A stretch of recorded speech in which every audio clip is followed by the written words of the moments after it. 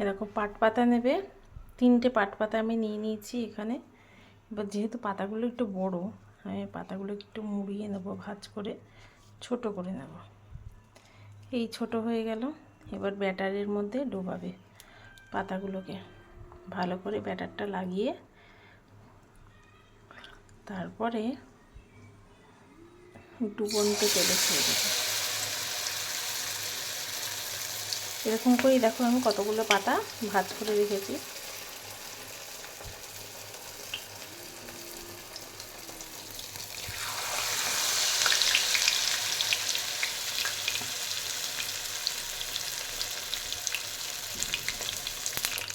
এবার আমি উল্টে দেবো।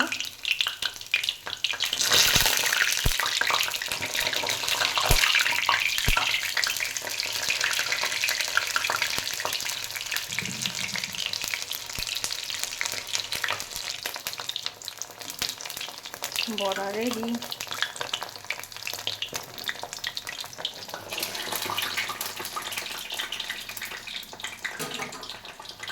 আমি আগের একটা দেখাচ্ছি, দেখো একদম খাস্তা মুচমুচে হয়েছে, ভেঙে যাচ্ছে।